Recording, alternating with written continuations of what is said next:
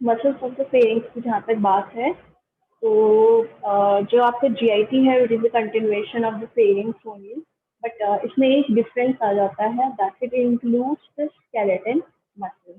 GIT में कोई skeletal muscle नहीं होते, वहाँ पे स्मूथ मसल्स होते हैं, जबकि फेरिंग्स में स्केलेटल मसल होता है। What is skeletal and what is smooth muscle? Skeletal muscle वो मसल है दैट इज वॉलेंट्री, यानी in that is in your control, आपको हाथ हिलाना है नहीं हिलाना है इससे हिलाना है। ऐसे ही फेरिंग्स का जो अपर पार्ट है, यानी जब आप स्वेलो कर रहे होते हैं तो ऑफकोर्स कुछ मसल्स होती हैं जो स्वेलो में हेल्प करती हैं, जो आपके कंट्रोल में होती हैं।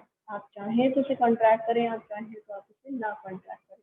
That is why some part of pharynx is voluntary. That is why it consists of skeletal muscle, which is different from the GIT musculature. Coming back to the muscles, muscles जो है pharynx के वो दो type के हैं, longitudinal muscles and circular muscles.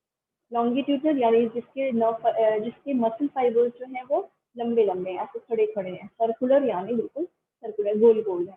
ठीक है, तो जो आपका आया फेरिंजियल मसल, जो लॉन्गिट्यूडनल मसल है that is present inside, while the circular muscle जो है दे आर प्रेजेंट आउटसाइड। तो ये जो आउटसाइड सर्कुलर मसल्स होते हैं they form the three pharyngeal constrictor muscle. इनका काम होता है कॉन्स्ट्रिक्ट करना। कोई भी चीज है, अपने हाथ में आप मुट्ठी बनाते हैं, ठीक है, तो उसे कॉन्स्ट्रिक्ट करते हैं। उसे कॉन्स्ट्रिक्ट करने के लिए आपको सर्कुलर चीज की ही जरूरत होती है। सो जो आपके सर्कुलर मसल्स हैं they are present outside and are three in number. The most important thing is they are incomplete anteriorly. जैसे सी होता है, सी में आपने देखा है सी एक जगह से ओपन होता है, तो ये इस तरह से प्रेजेंट होते हैं कि इसमें एंटीरियर में जो आपको सी का ओपन पार्ट है दैट इज प्रेजेंट एंटीरियर, यानी ये पीछे से लेटरल साइड से दोनों तरफ मस्कुलेचर होगा, और anteriorly there will be no muscle. तो इसके तीन पार्ट कौन कौन से होते हैं? ये तीन मसल्स में डिवाइडेड है, सुपीरियर कंस्ट्रिक्टर, मिडिल कंस्ट्रिक्टर है, inferior pharyngeal. This is superior, this which one is middle, and this one is inferior one. So we have three muscles outside that are circular, that is superior constrictor, middle constrictor, and inferior pharyngeal constrictor muscle. सबसे पहली class में हमने layers of the जब पढ़ा था, layers of the pharynx में, तो आपने देखा था इसमें क्या क्या प्रेजेंट होता है, mucosa, submucosa, then we have a fascia that is pharyngobasilar fascia, then we have longitudinal muscle inside and circular muscle outside. Again we have another fascia that is we have plexus of veins and nerves, and then we have another fascia that is buccopharyngeal fascia. यानी जो आपकी longitudinal muscle and circular muscles है they are lined internally and externally by a fascia. दोनों तरफ से जो है एक fascia से covered रहती है, so that provides a sleeve like और strong बना देती है इन्हें। ठीक है, these muscles are इनवॉलेंट्री काम करती हैं। अभी नीचे की मसल्स की बात करें, हम यहाँ पे मसल की बात करें आपकी कंस्ट्रिक्टर, दे आर इनवॉलेंट्री, इनका कोई रोल नहीं है आपके बीइंग अ स्केलेटल मसल। तो इनका एग्जैक्टली काम क्या होता है? इसका काम होता है पेरिस्टाल्सिस का। जब भी कोई मसल पेरिस्टाल करती है, यानी सबसे इसे तीन में हमें इसीलिए डिवाइड किया है, जो आपकी सुपीरियर कंस्ट्रिक्टर पहले वो कॉन्स्ट्रिक्ट करेगी, तो जो भी खाना यहाँ पे होगा that will come down. Then next comes the middle one, जब मिडल कंस्ट्रिक्ट करेगी तो खाना और नीचे आ जाएगा, and that will come here in the inferior constrictor region में आ जाएगी। देन इंफीरियर कंस्ट्रिक्ट करेगा, तो इस मूवमेंट को बोलते हैं, ये सारी मसल एक साथ कभी भी पेरिस्टाल्सिस नहीं करते हैं। That is why we have divided the constrictor muscles into three, the superior one, the middle one and the inferior one. तो पहले सुपीरियर कंस्ट्रिक्ट करेगी, उस वक्त मिडल जो है वो खाली बैठेगी, सुपीरियर में जो भी फूड बोलस होगा that will come into the middle and one. Middle करेगी तो वो इंफीरियर में चली जाएगी, इंफीरियर करेगी तो फर्दर वो ईसोफेगस में पहुंच जाएगा। और same is the case with the oesophagus. Oesophagus में भी पहले मसल्स, कुछ मसल्स कॉन्ट्रैक्ट करती है, थोड़ा नीचे आ जाता है, तो ऐसे मूवमेंट को, ऐसे कॉन्ट्रैक्शन को, मसल कॉन्ट्रैक्शन को बोलते हैं peristalsis. Coming to the inner layer which is longitudinal, जो इनर लेयर है लॉन्गिट्यूड, उसका काम होता है लेयरिंग्स को, जो आपका लेयरिंग्स पार्ट था आगे, उसको एलिवेट करना, फेरिंक्स को शॉर्ट करना, ठीक है, और हेल्प करना ड्यूरिंग स्वेलोइंग एंड स्पीकिंग।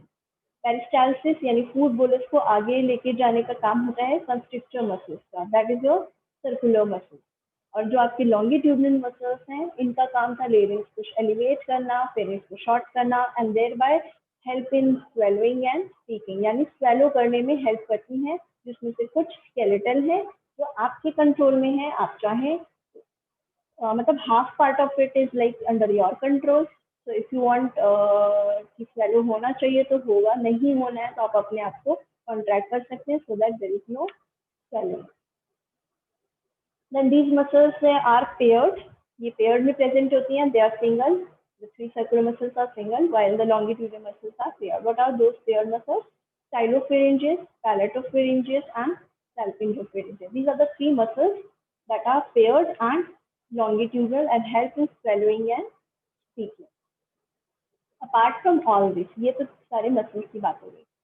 जो आपकी कंस्ट्रिक्टर मसल्स थी, दिस वन ऊपर ग्रीन रीजन जो हल्का बहुत विजिबल है, this is superior, this is middle and the inferior one. इन तीनों के बीच में कुछ गैप पाया जाता है। Exactly it's not a gap, हम नहीं कहेंगे गैप पाया जाता है, बट इन तीनों के बीच में इतना गैप होता है कि कुछ चीजें यहाँ से अंदर जा सकती हैं और कुछ चीजें यहाँ से बाहर आ सकती हैं। ठीक है, सिर्फ इतना गैप है या इतना स्पेस है कि कोई नर्व आर्टरी अंदर चली जाएगी इस रीजन से, कोई नर्व आर्टरी बाहर आ जाएगी। So what are those? जो आपकी सुपीरियर कंस्ट्रिक्टर मसल है, यानी ये वाली मसल और ऊपर स्कल है, इनके बीच में लाई करता है आपका ऑडिटरी ट्यूब, यानी यूस्टेशियन ट्यूब जो है आपका मिडिल ईयर को लेपोफेरिंग से कनेक्ट कर रहा था। Where it is present? It is present between the superior constrictor muscle and the skull area. Then between the superior and the medial, then this is the superior one and the middle one, इन दोनों के बीच में like ग्लॉसोफेरिंजियल nerve जो है वो पास करती है। Then we have internal laryngeal nerve and superior laryngeal vessels, यानी arteries and veins। ये आते हैं मिडल और इंफीरियर, ये मिडल और इंफीरियर है, इनके बीच में से पास करती है internal laryngeal nerve and superior laryngeal vessels। Then coming back to the inferior pharyngeal, आप inferior में आ जाइए, this is your inferior constrictor। इसके नीचे आ जाइए तो इसके नीचे से recurrent laryngeal nerve यहाँ से पास करती है, inferior laryngeal arteries पास करती है। तो कोई ऐसे इंपॉर्टेंस नहीं है, बस आपको याद रखना है दीज आर द एरियाज। कुछ स्पेसिफिक एरिया है जब हम कुछ चीज़ें पढ़ते हैं या कोई सर्जरी करते हैं तो हमें पता होना चाहिए एग्जैक्टली एनाटॉमी। सबसे ज़्यादा सर्जन को अच्छे से आना चाहिए कि कौन सी चीज़ कहाँ से पास कर रही है, कौन सी चीज़ कहाँ से लाई कर निकल रही है, अंदर जा रही है। So that is why this is a bit important. So these are the three muscles, superior, middle, inferior. This is a superior constrictor, clearly visible to you. Then we have a middle one. This is the middle one. This was superior. This was middle. इनके थोड़े fibres जो हैं वो change हो जाते हैं, ठीक है।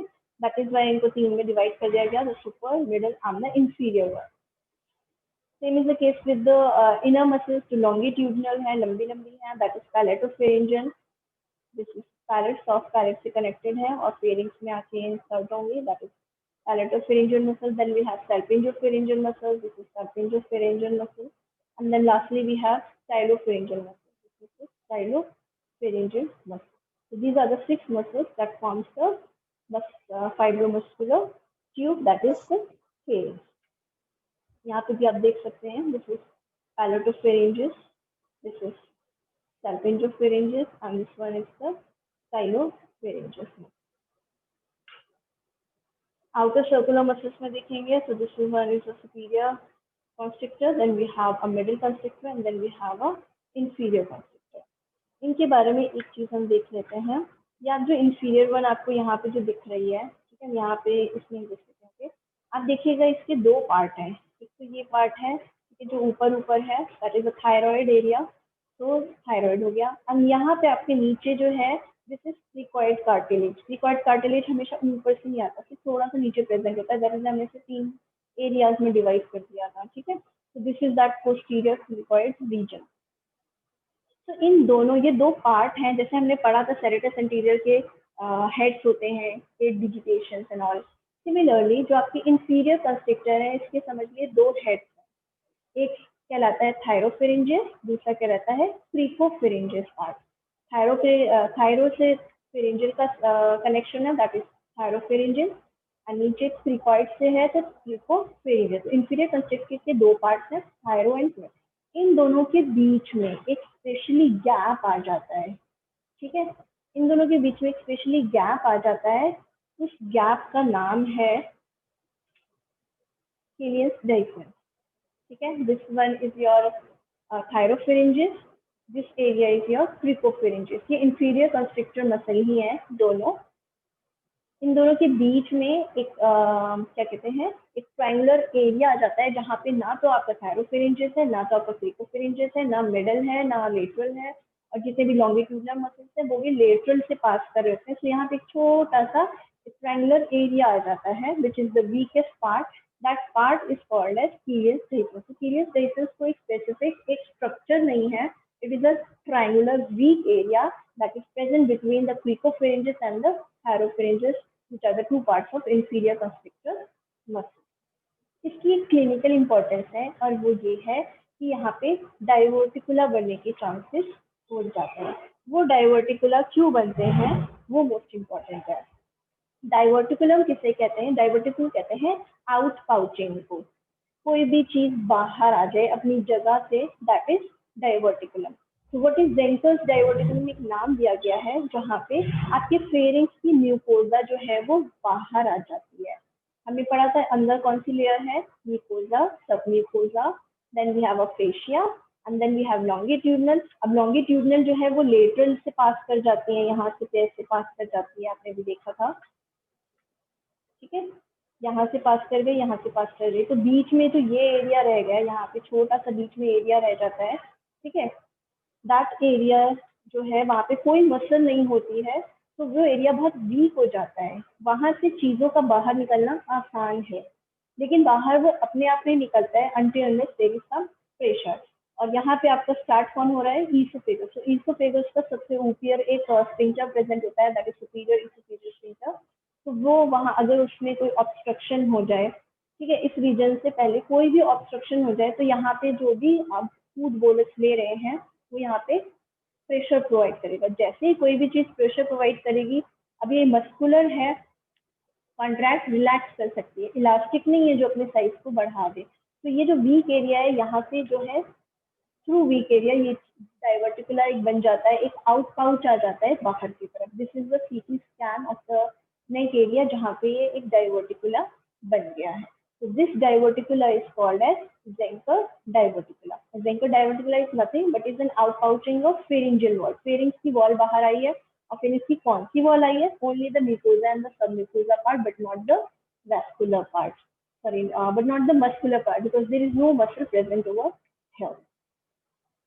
और ज़ेंकर डायग्राम अराइज कहाँ से करता है, from a specific area that is called as Killian's diagram, ठीक है। Next comes the blood supply। blood supply जो फेरिंग्स की है that is from the branches of the external carotid artery। so there are three branches, one is ascending pharyngeal artery, the other is facial artery, the next one is lingual and the maxillary artery। तो ये इनकी कुछ branches हैं। Further facial artery की ascending palatine and tonsillar artery supplies the pharynx, branch lingual की dorsal lingual and maxillary की greater palatine and pharyngeal artery supplies the larynx area। as far as venous drainage is concerned, pharyngeal venous plexus यहाँ पे बनता है। pharyngeal venous plexus जो है this is the plexus area, और ये पूरा जो plexus area है that drains into the internal jugular vein। The blood supply is by the external carotid artery, the branches of external carotid, and the venous supply is by the internal jugular vein from pharyngeal venous plexus। Next is the nerve supply. Next supply जो इसकी है उसमें nerve supply होती है pharyngeal plexus of nerve से, ठीक है। Pharyngeal nerve plexus किससे बनता है, नर्व प्लेक्सस बन रहा है यानी वहाँ पे बहुत सारी चीजें इन्वॉल्व हुई हैं, बहुत सारी नर्व्स इन्वॉल्व हुई हैं और एक नर्व बना दी है। वो नर्व नहीं है, it's a meshwork of nerve, तो उसे हमने बोल दिया फेरिंजियल प्लेक्सस। जैसा कि आपने यहाँ पे देखा, ये एक देखो यहाँ पे कोई प्लेक्सस नहीं बनता है because they are not connected from each other. Plexus में क्या होता है, नेटवर्क होता है जो आपस में कनेक्टेड होते हैं, that is called as plexus. अब प्लेक्सस हमेशा वेनस रीजन में बनता है और नर्वस रीजन में बनता है। तो फेरिंजियल प्लेक्सस जो आपका यहाँ पे बना है वो किससे बना है, that is form by the pharyngeal branches. Normal pharyngeal branches होंगी किस किसकी, glossopharyngeal nerve, vagus nerve, accessory nerve and superior cervical sympathetic ganglion. these four areas से जो नर्व्स आती हैं वो आपस में एक मैशवर्क बनाती हैं और वो मैशवर्क आपके कंप्लीट फेरिंग्स को सप्लाई करता है। Coming to the sensory supply information of heat, temperature, pressure, that is all taken by glossopharyngeal nerve। Apart from glossopharyngeal nerve, कुछ रीजन है आपके फेरिंग्स में, दैट इज द नेसोफेरिंक्स का जो इंफीरियर पार्ट है, and the superior aspect. ठीक है, superior and inferior aspect जो anterior and superior aspect of the nasopharynx जो है that is supplied by maxillary nerve, that is the trigeminal की second branch है maxillary nerve, वो supply करती है nasopharynx के कुछ पार्ट को, that is the anterior part, that is जहाँ पे layers है, और the superior part, but the lateral and the posterior is supplied by the glossopharyngeal. Similarly जो आपका hypopharynx था उसमें इंफीरियर एस्पेक्ट जो है वहां पे सप्लाई होता है वेगस नर्व से। तो मोस्टली जो भी सप्लाई है हमने जैसे बताया था वेनस प्लेक्सस फेरिंजियल प्लेक्सस से होता है which is form by the glossopharyngeal vagus accessory and superior cervical sympathetic ganglia, जिसमें sensory mostly is by glossopharyngeal, लेकिन कुछ part of nasopharynx supplied by maxillary nerve and hypopharynx में कुछ area is supplied by the vagus nerve. Same is the case with the motor supply. Motor supply is supplied to the muscles. तो muscles में जो supply है that is via cranial accessory nerve जो vagus nerve के साथ साथ आती है. So sometime it is written it is a vagus nerve, sometime it is cranial accessory nerve. मतलब दोनों के जो fibers है together supplies the muscles of the pharynx except one muscle that is stylopharyngeus muscle. This stylopharyngeus muscle is supplied by the glossopharyngeal nerve. So this was all about your pharynx. So we have completed the pharynx part. Next we will take